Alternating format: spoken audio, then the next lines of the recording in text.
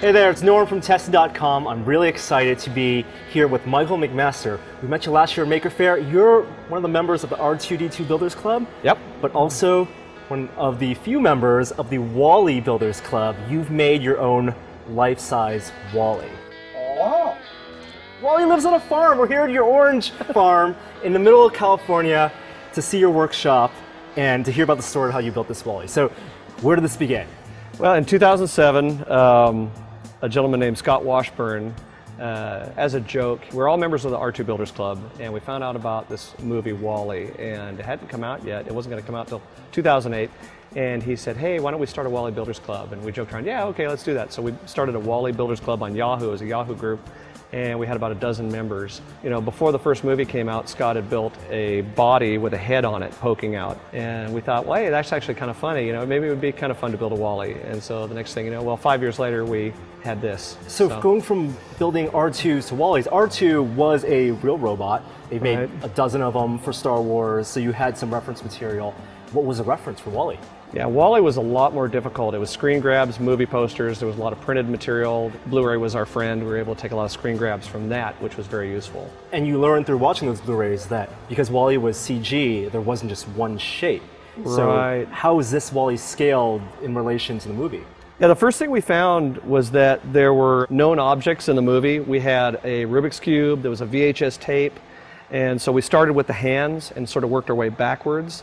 And once we had that scale, we were able to extrapolate how large the hands were in relation to the body, how big the body was in relation to the head. And so that's the way we worked, sort of in reverse. After talking to Pixar animators, apparently we're pretty close. This is just what we would consider one-to-one scale, even though it does change scale a little bit in the movie. But how much of this is found parts versus how much are parts you had to fabricate? With this, unfortunately, everything is 100% scratch built.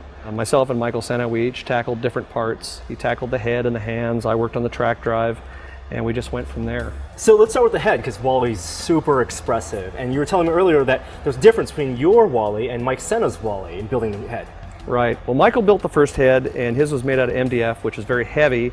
I wanted to primarily use servos to move the head around, so I had to figure out a way to make it lighter. So what I wound up with, this is actually foam board like you'd find in Office Depot, and then I skinned it with paper. It's matte paper that there's like 5 layers in there. So it's really sturdy, but it's very lightweight.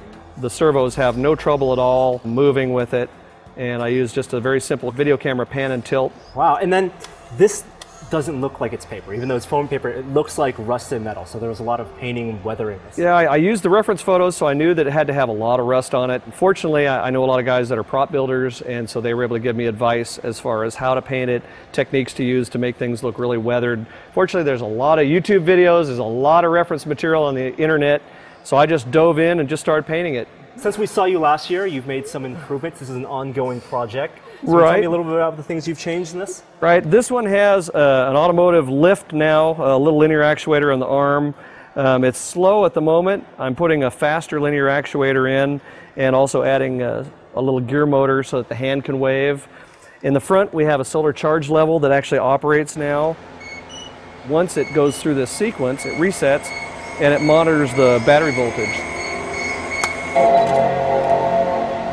Michael and I designed it, but 2 other builders in the R2 group, Doug Dobbins, Michael Wheeler, they built this brilliant circuit board that has actually multi-functions. It's Arduino based, it's expandable, it has way more features than we ever dreamed we would need, but already we're coming up with maybe potential future uses for it.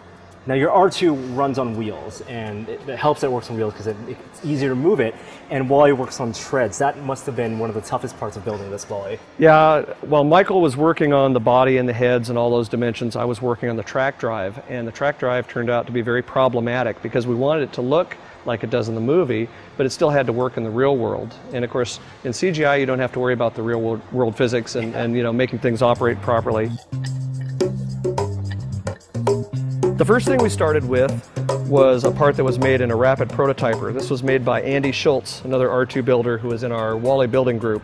And this was based on the actual tread. I quickly realized that this wouldn't quite fit on the plastic conveyor track that I was going to use underneath as the structure. So I had to make this piece out of wood, which it's similar in appearance, but it has cutouts for the conveyor track so that it would work with the system that I was using mechanically.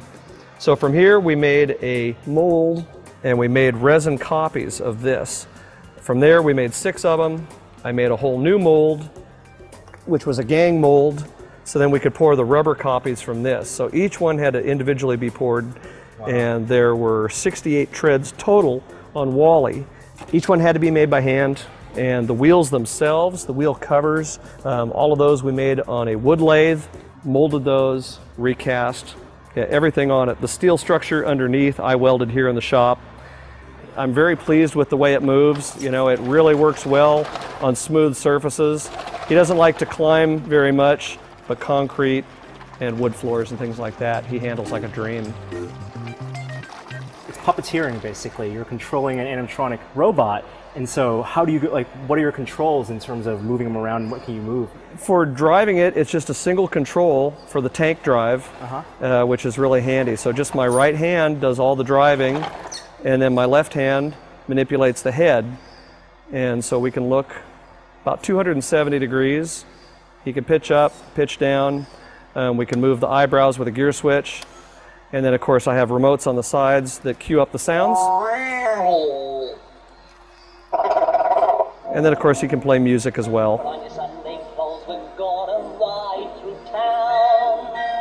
In one of those new horse-drawn open cars, we'll see the shows of Delmonico's, and we'll close the town in a whirl, and we won't come home until we kiss a girl.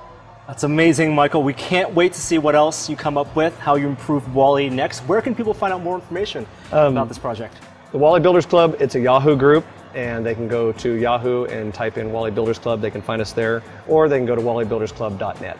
And for more makers like Michael and their amazing projects, you can go to tested.com, subscribe to our channel on YouTube. I'm Norm, this is WALL-E, it's Mike. See you guys next time.